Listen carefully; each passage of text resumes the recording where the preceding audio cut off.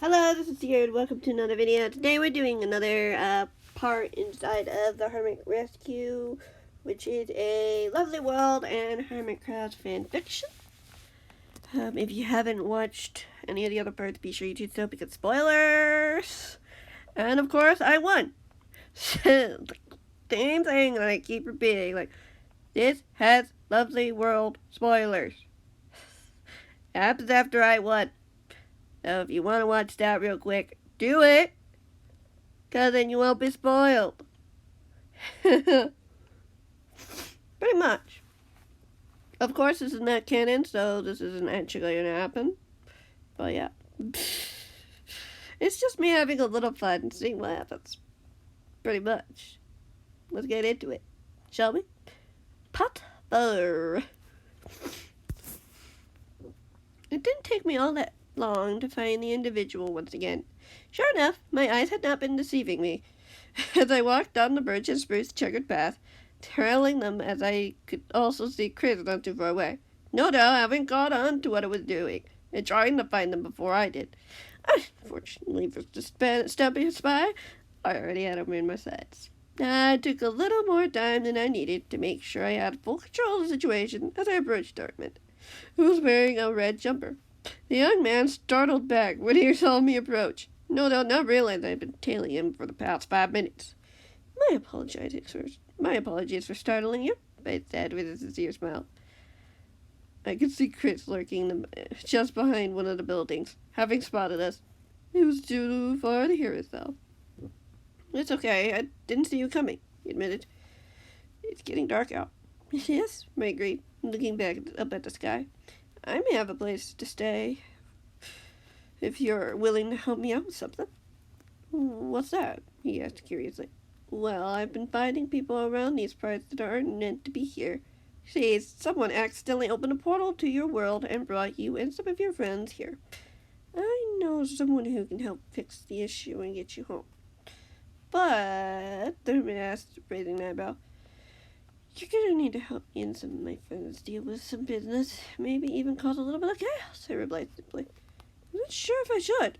I am known to break some sort of redstone components near me. Plans too. He admitted sheepishly. Yes, what's your name? I asked. Grian, he replied matter-of-factly. Well, Grian, once we're done with things here, I would be totally fine if you broke some things. In fact, I can show you some stuff you can break without getting into trouble. You sure? He agreed curiously. A lot of the mechanics in this world are broken and outdated anyway. You do no harm, he chuckled. Trust me, you're gonna like this. I surely hope so, he said with a nod. Come in. Great, I said excitedly, as we began walking down the path. Towards the castle once more, they glanced back every now and again to see that Chris was following us. I checked my phone, texting him a message or two, finding out where the other two Hermits, Mubbo and Jevin, had been taken to. They were currently at Polly's house, which may or may not have been a good move. I could tell. I knew it would be fun to give them a little challenge, though. I couldn't possibly let Chris have them there without causing some mischief. After all, he was meant to be my enemy. I had to make this a tad more believable. I lost sight of Chris after a few turns as I pocketed back my phone, seeing the castle up ahead. Green hadn't said too much throughout the journey, just looking around at everything in awe as we passed the park, which still had the 3 memorials on it, even though technically Fluffy was still alive. I didn't pay much mind to it. Perhaps there was something I was missing. It didn't matter all that much in the greater scheme of things. Right now, we had a plan, and hopefully after that was done, I could get these people back home. I had a feeling, though, it wouldn't be that easy. I have to inform you that Tango and Impulse are also here, I replied matter-of-factly to Green. How many of us came through exactly? Green asked quizzically. 5, I replied honestly. I don't know where the others are. Hopefully they're okay, Green admitted. I'm sure they are, I smiled knowingly. I wasn't able to say much more when Beaver came up to front of the castle. Good, you found him, she said excitedly. Of course, ma'am, I replied with a nod. I know where the other 2 are. May I send out a party to collect them? I thought... started. Beaver interrupted him quickly. Yes, you may do that. She nodded, and she took Korean by the arm. Let me show you to your room. Okay, Korean said slowly, looking over at me nervously. I gave him a reassuring nod. You'll be alright here. For now, anyway. Everything seemed to be coming together. I phoned a few of the spies and told them that we needed to go to Polly's house to ambush them and to try to capture the hermits over there. Part of me hoped they'd escape, though. Based on Chris's taunts and claims, Momo and Polly were working on authentic snowballs of doom. If that was true, then this ambush would be better than expected.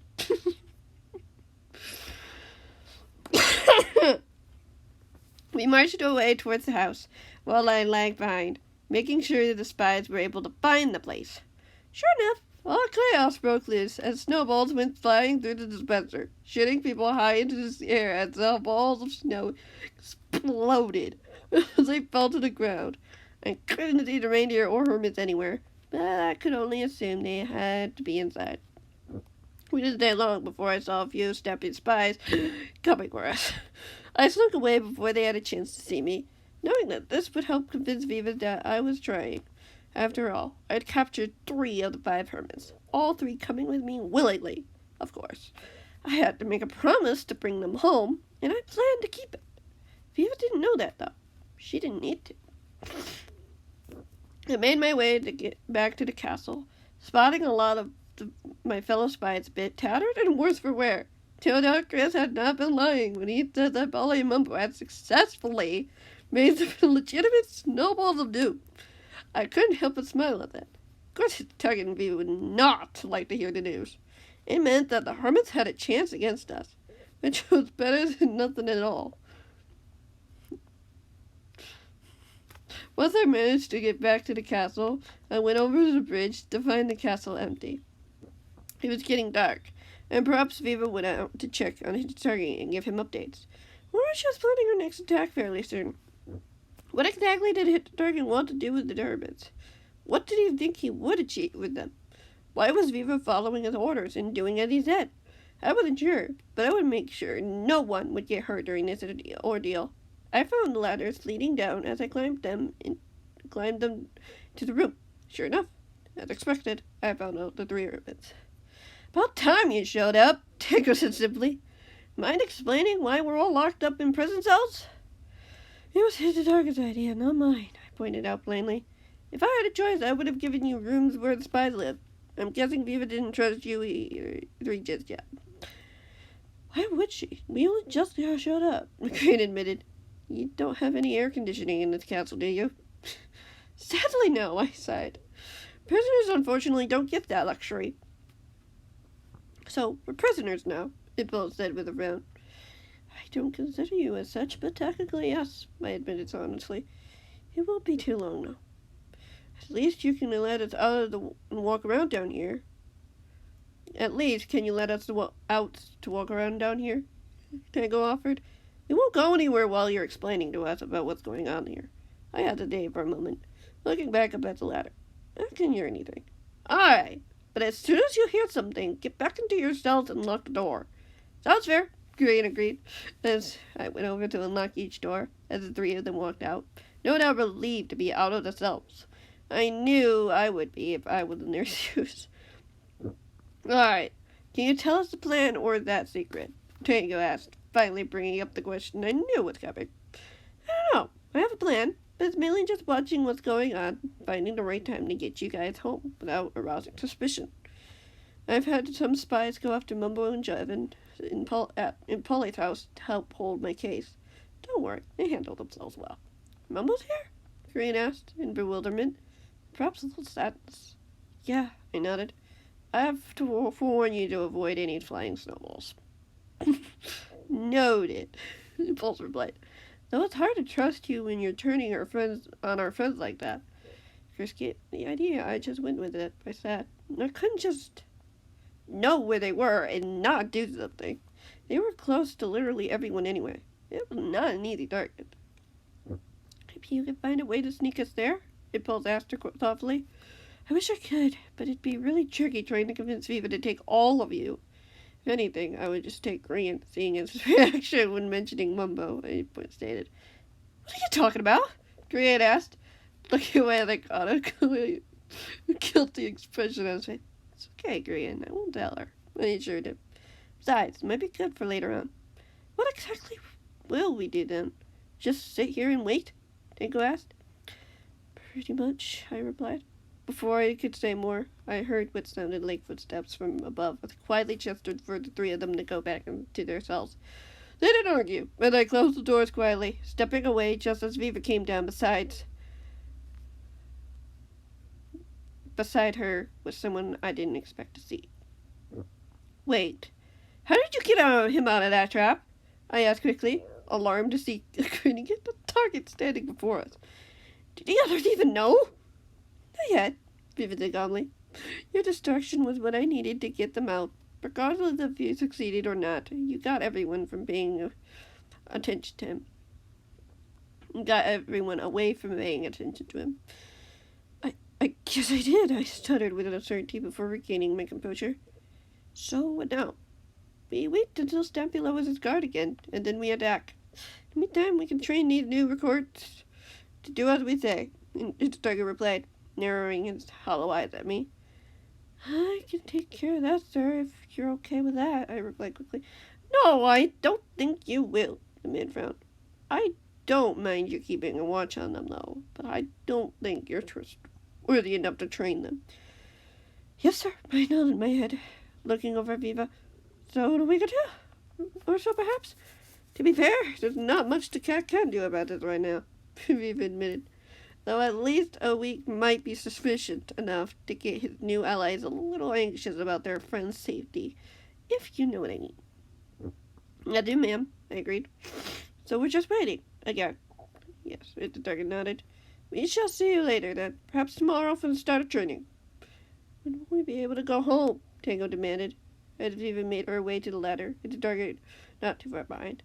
The target laughed, staring at the three of them. Who said I was going to let you go home? You made a promise, I pointed out simply. You know me as someone who keeps his promises, girl, the man asked, as he laughed again. Those three will be trapped here until I'm done with them. You can't do this, Green insisted, as he banged at the bars with his fist. Well, you can't really stop me trapped in there, can you? His target mused, as he followed Viva up the ladder, who had already disappeared, to the main floor. I had a feeling he wouldn't keep it. Impulse said with a groan. I haven't broken mine yet, I reminded him. That got a smile out of him. You haven't fulfilled it either, Tango pointed out. I can see what I can do, I said calmly, as I pulled out my phone once more, seeing whether or not Chris was online in chat. I was not disappointed. You'll get out of here, even if it means I break a few rules.